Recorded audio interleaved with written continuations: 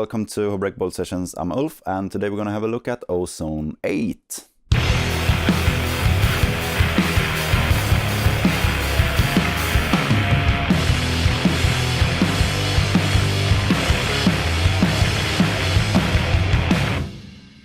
Ozone 8 is the latest mastering plugin suite from Izotope. We're going to have a look at that today. They have some really interesting new stuff, and I think it's really cool with this kind of innovative plugins to help us in the audio engineering.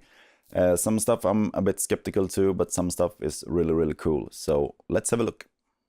I haven't worked with any Ozone software since like Ozone 4 or 5.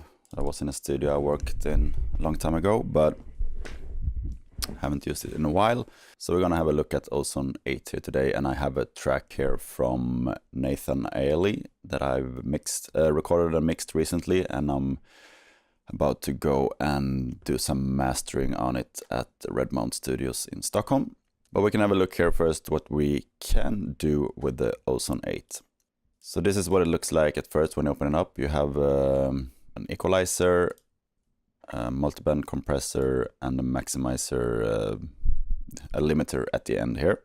That's probably the most usual things you want to put on your master bus if you're doing some home mastering. But I think we're gonna take all this away and have a look at the different components that are available here. I must say I've been mostly using plugins the last couple of years that are like emulations of analog gear and stuff like that, and I did a review of some plugins from Hoffa a while back, and I think where things are going lately with plugins, it's really cool. They started to do some more innovative stuff that's not possible really to do in the analog domain. So yeah, so first here we have a regular EQ, 8 bands. You can choose between analog and digital characteristics.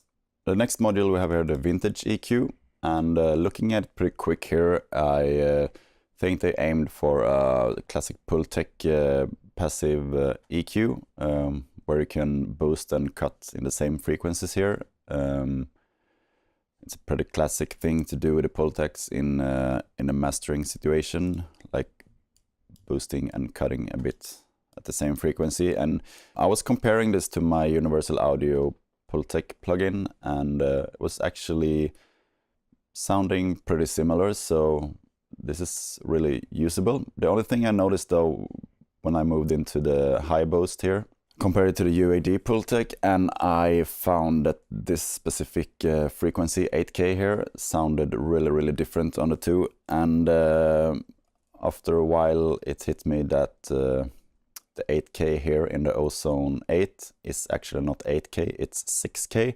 I guess something went wrong there, since 8K is the standard frequency option on a Pultec EQ, so I guess they will fix that in an update or something. But this sounds pretty good, so it's really usable for sure.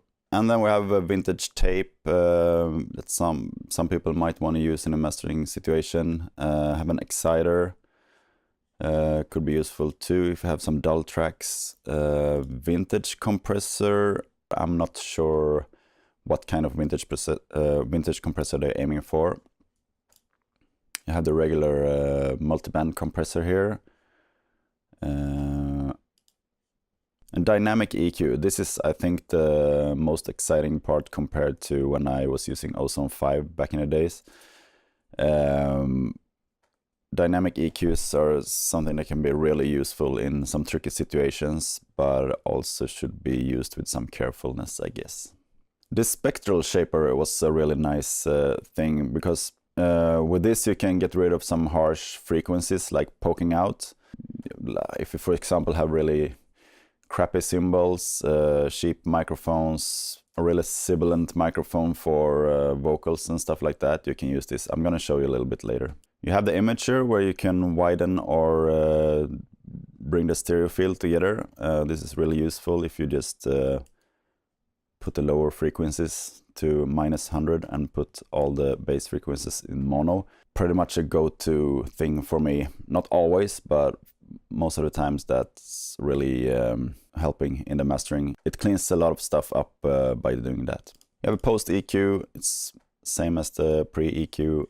and we have a vintage limiter. I'm not sure here either what kind of limiter they have as a reference. And last but not least, we have the maximizer, which is actually working really cool. And you also have a nice thing here, learn threshold, and you can set a target LUFS. And it's by default -14, which I guess is pretty much the ideal for releasing stuff on streaming services like iTunes, Spotify, and stuff like that.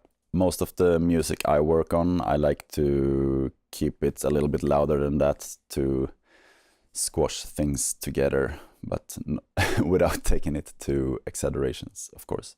We have the usual presets here, genre specific mastering, signature presets. I mean, it's really hard to use a preset for mastering because you have no idea what your track sounds like compared to the one they used when they did the presets. But of course you can use it and go from there. But another thing that I found really cool with this, that I also find a little bit provoking, is the master assistant option here. You can play the track for this, and it's gonna choosing some modules here and doing some estimate settings on it to wherever it thinks the tracks needs to go based on the analysis this plugin is doing. So we can start with trying that and see what happens.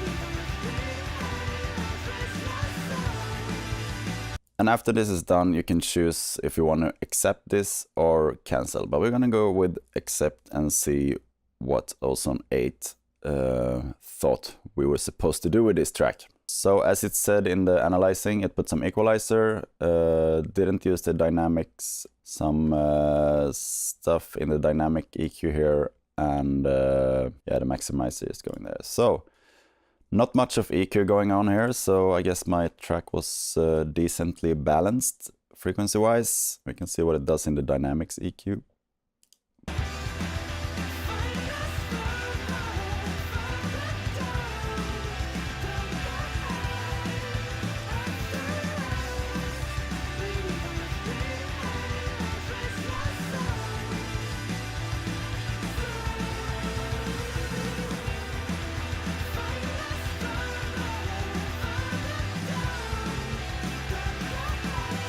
There was some pretty subtle things it's doing there, but it's cleaning some things up, especially I thought when listening to the mix before that the snare was maybe had a bit too much energy around the 200, but according to this analysis, it was about 300 possibly. And we also have some gentle taming of the upper frequencies here.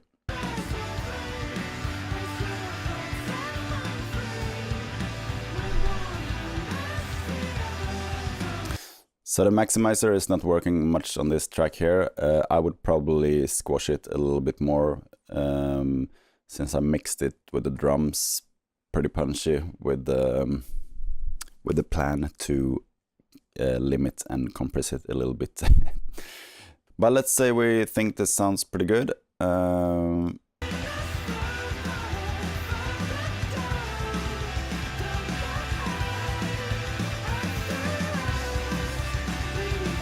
Yeah, we can take it up to around -10 LFS, which I think is pretty decent for a track like this. Doesn't have to be too airy and too dynamic, I think. But we're gonna have a look at some other stuff here. One thing that I found really nice in the Ozone 8 was the spectral shaper. So we're gonna have a look at that and see if we find some place in this song that's a bit harsh.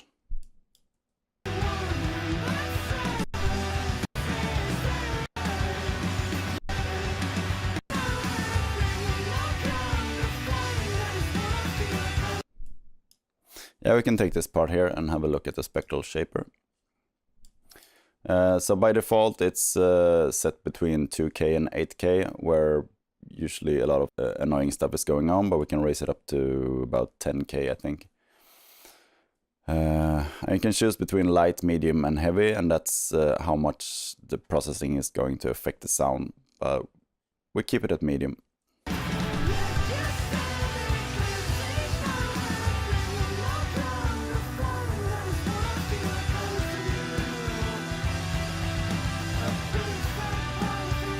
And then you can use the listen button here and see what it is it removes.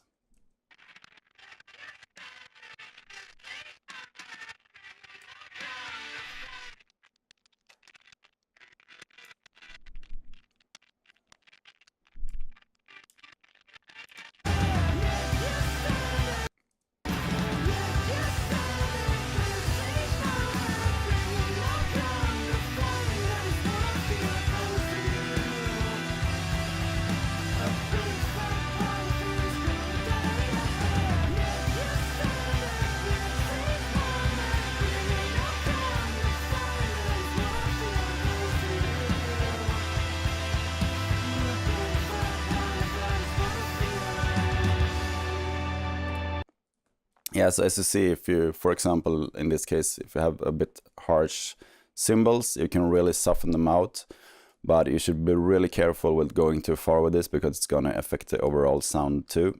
Now I took it a little bit too far just so that you can hear the difference. I think we can have a look at what the tape machine sounds like too. Should probably be first. If you're gonna master from tape, it's gonna be first, right?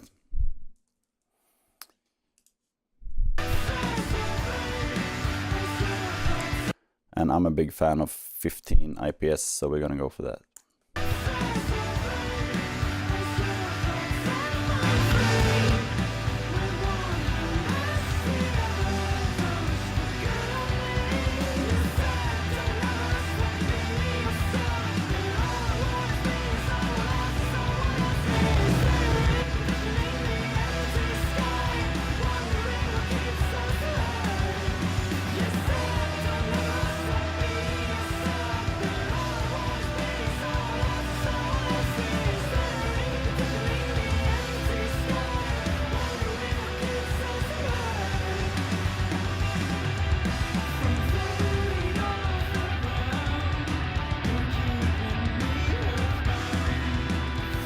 Yeah, and it does pretty much what it says here. It emphasizes the lows and the highs a little bit and probably does a little bit of tape-like compression with the drive here.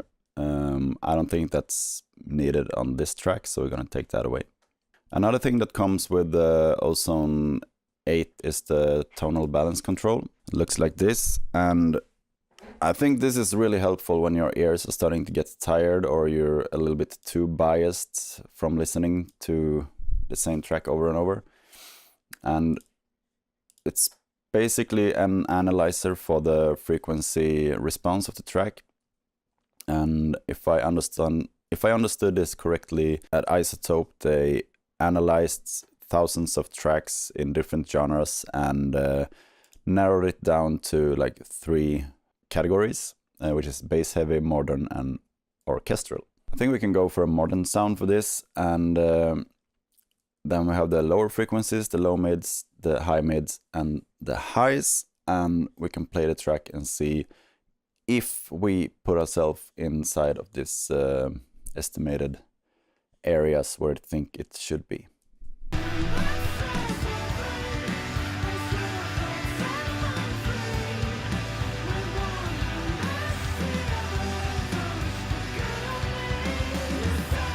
And you can also put it in the fine mode.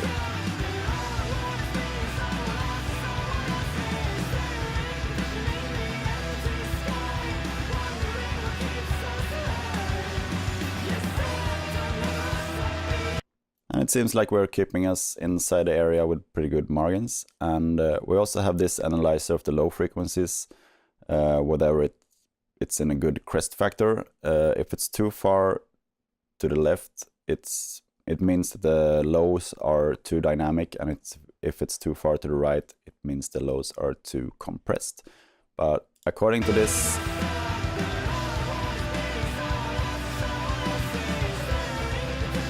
we're pretty fine.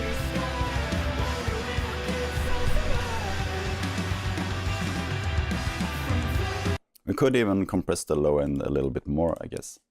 So we're gonna bring up the Ozone 8 again.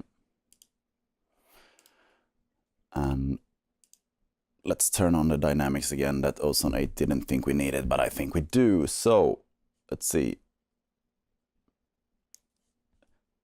We can set it for, I will put it at 200.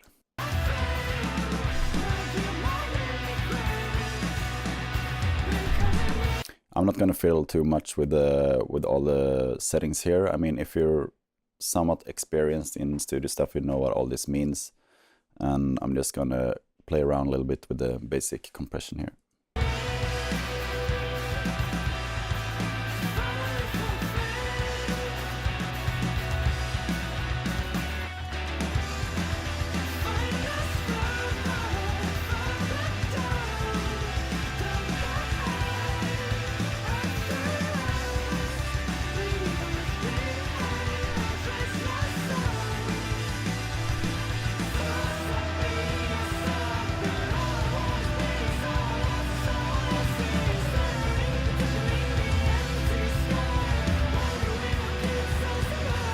So you see this is raising up now when I higher the volume. We're gonna take it down again.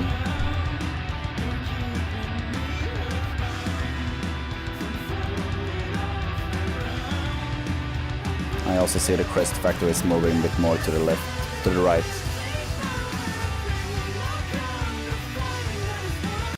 And a nice thing with the dynamic EQ that is you can take out frequencies when the frequencies are hitting and not all the time.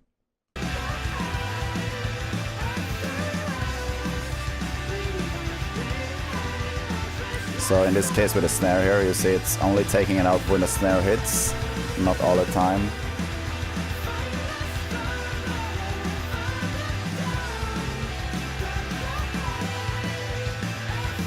So what do we have more here? We have a gain match, which is really crucial for a mastering plugin in this caliber, I think. What it does is it gain matches the bypassed signal to the processed signal, so you can do a fair comparison.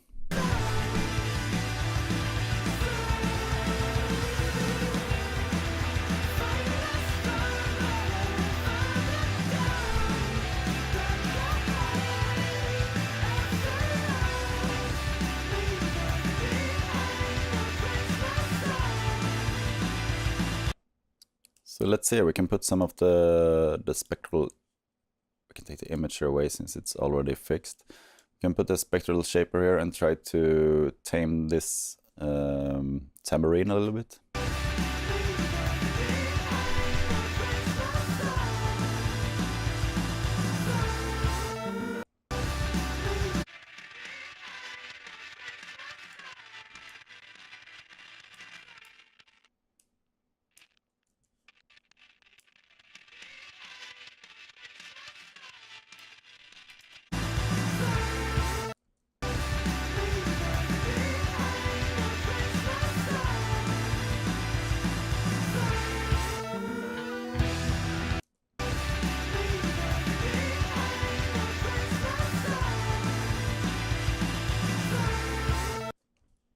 As you can hear, we're not doing much to the sound here, but I like one thing that Ian Shepherd always says is the most important part of doing mastering is to don't do anything destructive or do anything to make things worse. So if we can make this track sound as good as the original but with less dynamics and a little bit more punchy, then that's great.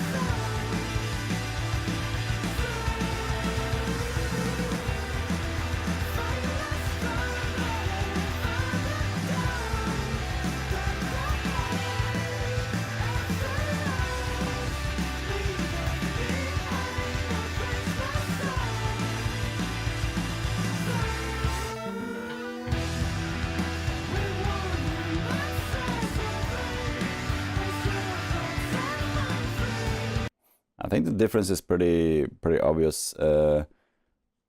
Ozone 8 is helping us here to tame the whole thing a little bit and keep it a bit more hold together and not poking out so much in different directions. I mean, we didn't have to do much to the